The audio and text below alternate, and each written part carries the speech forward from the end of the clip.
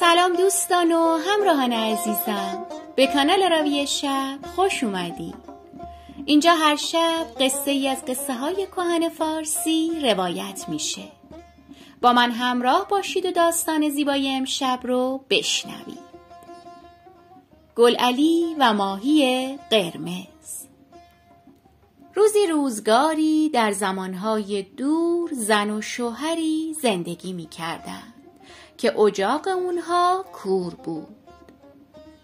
زن و مرد برای بچه دار شدن هرچی دوا و درمون کردند فایده‌ای نداشت.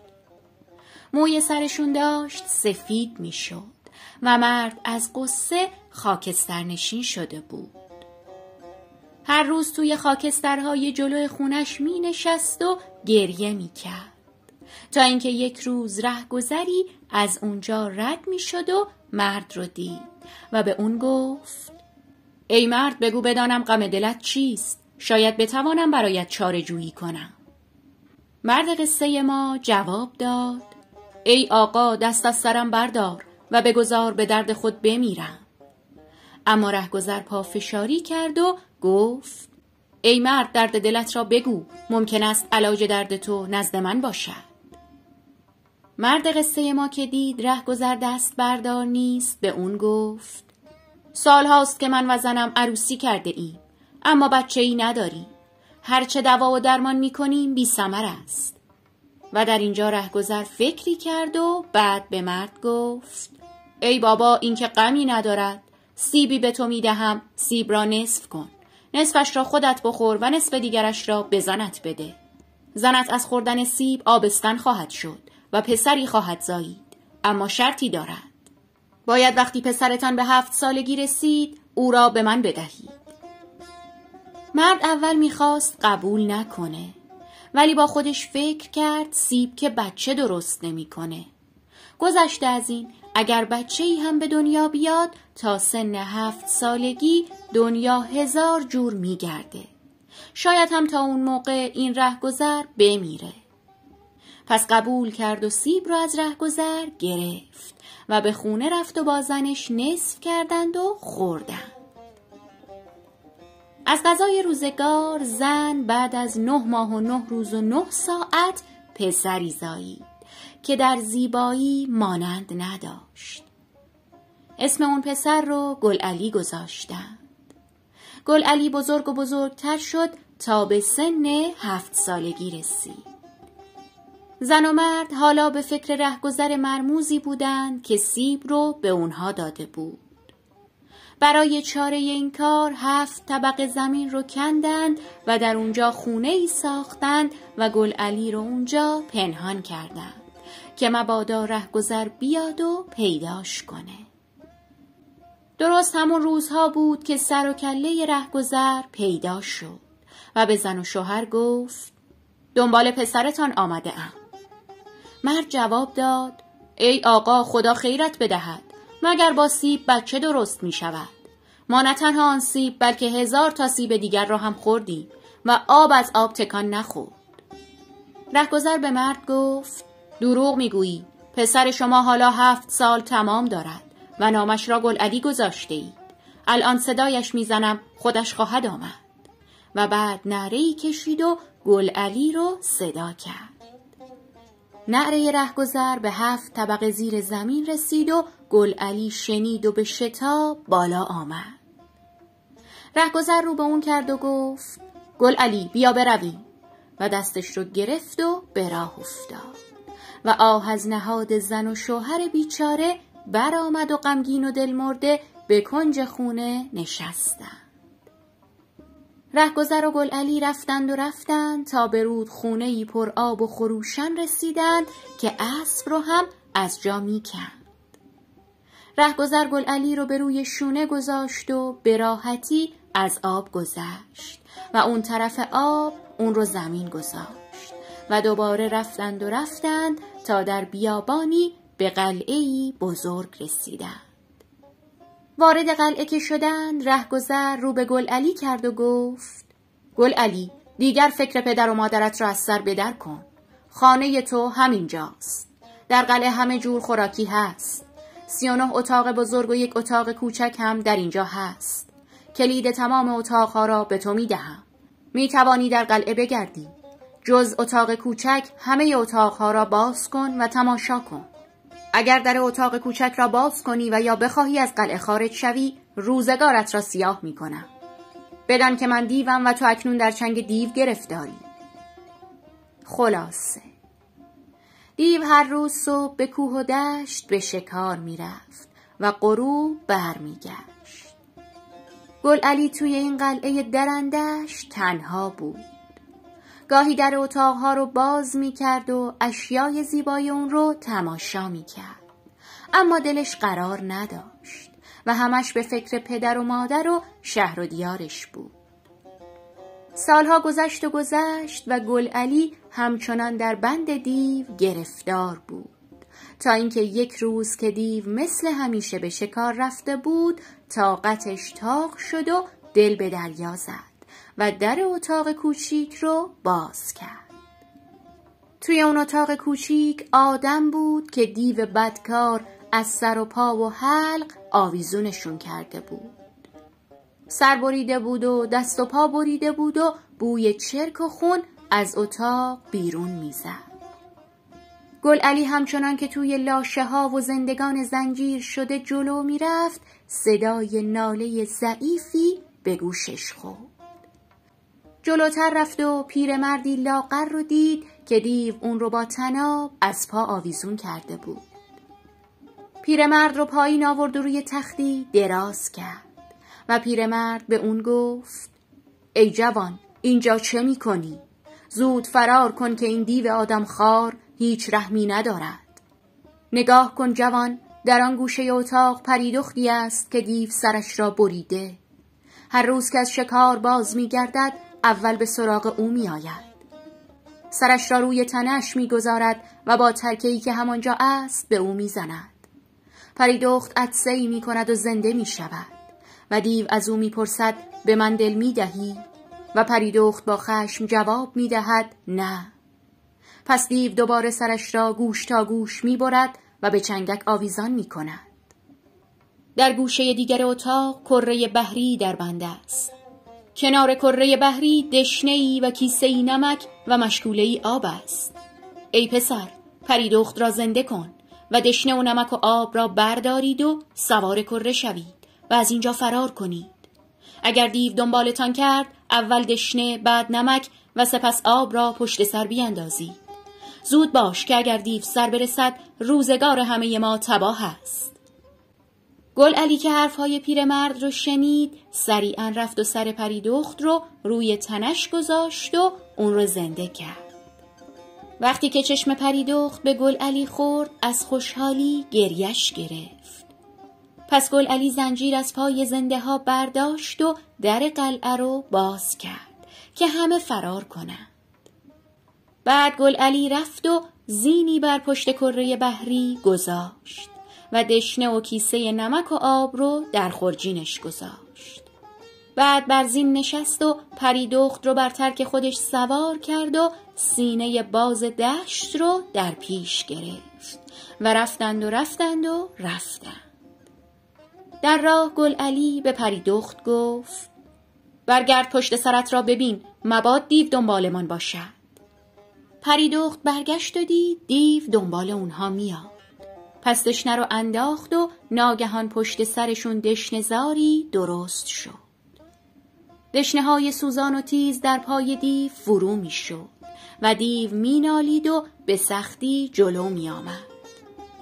به این طریق گلعلی و پریدخت از دیو دور شدند و رفتند و باز گلعلی به پریدخت گفت: پشت سرت را نگاه کن، شاید دیو نزدیک شده باشد. وقتی که پریدخت پشت سرش رو نگاه کرد، دید که دیو با تن خونالود مثل برق و باد در حال آمدنه. گلعلی به اون گفت کیسه نمک رو پشت سرمون بیانداز و پریدخت همین کار رو کرد و پشت سرشون شوره‌زاری شد که اون سرش ناپیدا. نمک در زخمهای دیو میرفت و زخمهاش میسوخت و نمیتونست خوب راه بره. پس گل علی و پری دخت باز هم از دیو دور شدند. وقتی که قدری رفتن، گل علی دوباره از پری دخت خواست که پشت سرش رو نگاه کنه. پری دخت هم نگاه کرد و دید که دیو دست دراز کرده تا دم کره بحری رو بگیره. پس فوراً آب رو به زمین انداخت. ناگهان پشت سرشون تبدیل به دریایی طوفانی و خروشان شد. دیو در اون سوی دریا مونده بود و برای گل علی و پری دخت خط و نشون می‌کشید. دیو تصمیم گرفت قدم به دریا بذاره، اما موجهای توفنده اون رو از جا کندند و نابود کردند. گل علی و پری دخت نفسی به راحتی کشیدند و به راهشون ادامه دادند. رفتند تا به شهر گل علی رسیدند. گل علی به پری دخت گفت: ای پری دخت، تو برهنه‌ای و نمیتوانم تو را برهنه به خانه ببرم. برو بالای این درخت تا من بروم و از خانه برایت لباس بیاورم. پس گل علی به خونه رفت و پری دخت در لای شاخ و برگ درختان به انتظار نشست. مدتی گذشت و ناگهان دیو دختری زشت روی کنار نهر آمد و زیر درخت نشست تا لختی استراحت کنه. تصویر پری دخت زیبا رو در آب دید و خیال کرد که تصویر خودش رو میبینه. از زیبایی خودش تعجب کرد.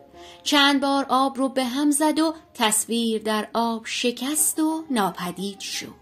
اما دوباره که آب آروم گرفت، تصویر شگفت‌انگیز جلوه کرد. دیو دختر ذوق زده خندید و رقصید و دور خودش چرخ خورد.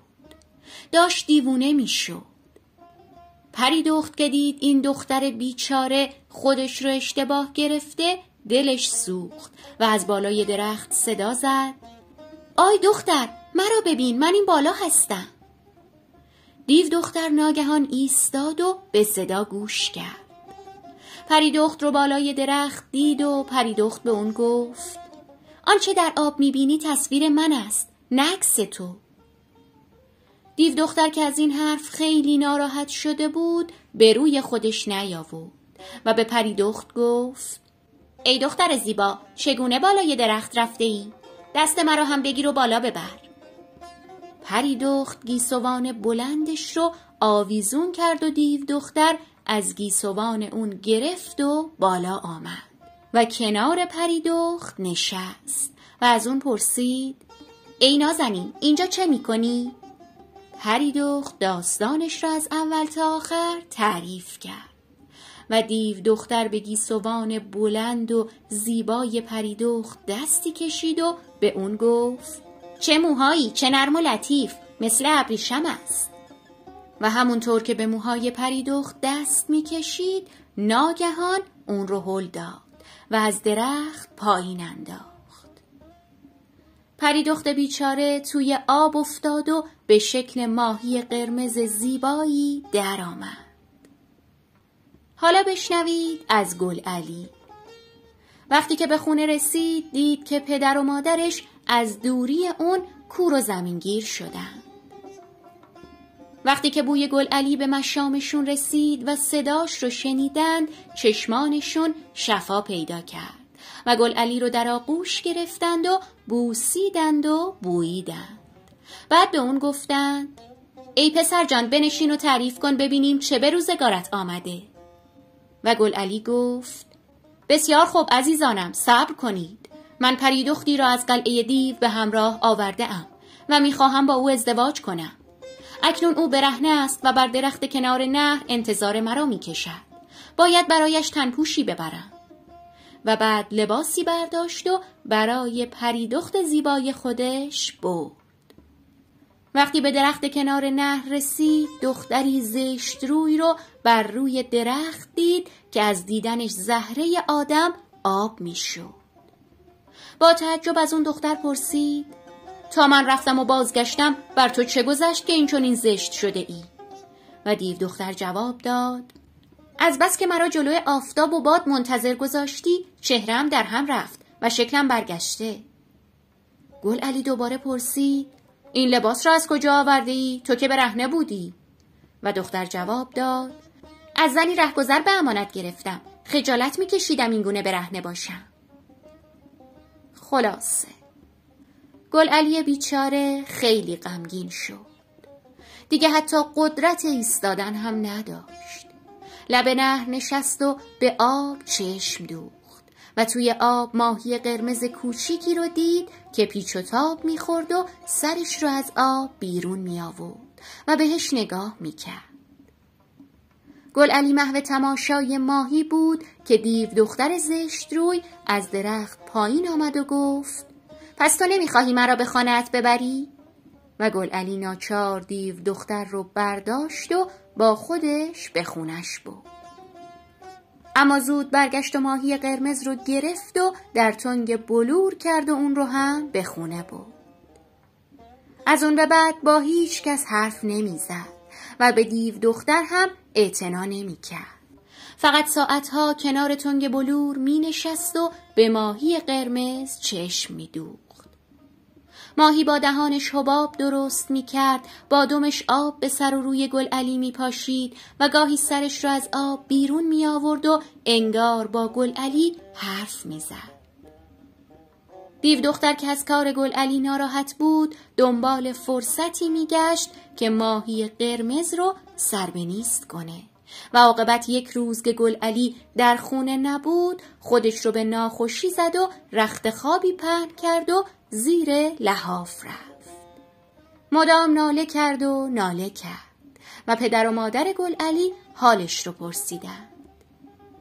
دیو دختر به اونها گفت که من یرقان گرفتم و حکیم سفارش کرده که فقط گوشت ماهی قرمز بخورم، ولی باید طوری سرش رو ببرند و شکمش رو پاره کنند که حتی یک قطره از خونش به زمین نریزه.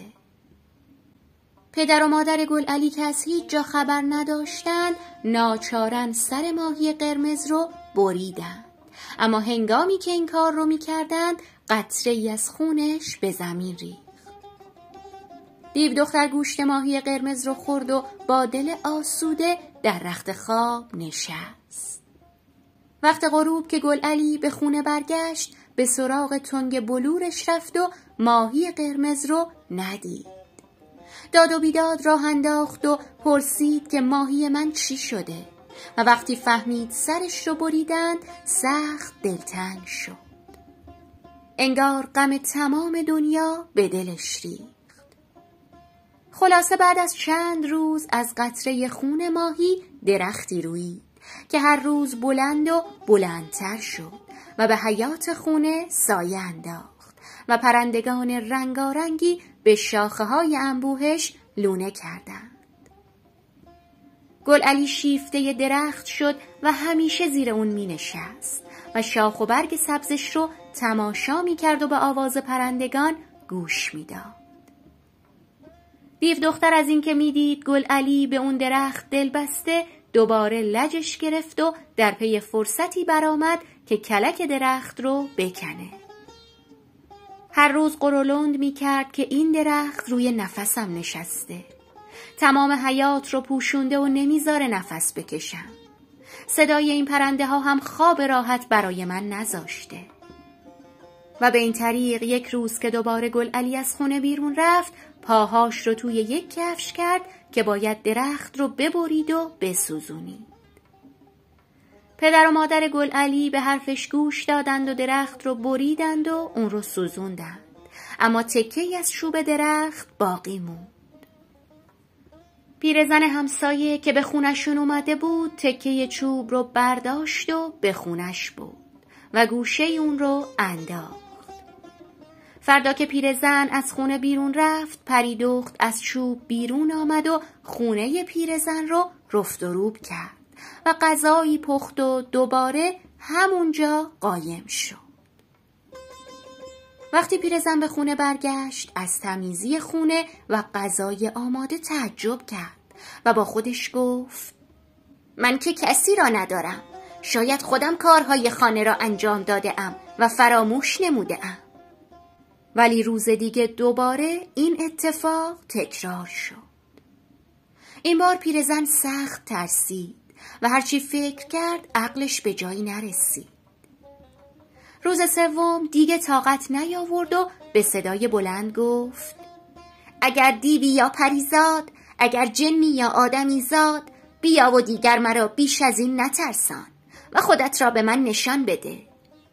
پس پریدخت دلش به حال پیرزن سوخت و از اون تکه چوب بیرون آمد. پیرزن دختر برهنه‌ای رو دید که در زیبایی بیمانند بود. فوراً رفت و برای اون پیراهنی آورد و تنش کرد و موهای بلند و قشنگش رو بافت و به اون گفت: ای نازنین دختر، تو فرزند من باش، من هم مادر تو. خلاصه روزها گذشت و پریدخت و پیرزن مهربون با هم زندگی می کردن.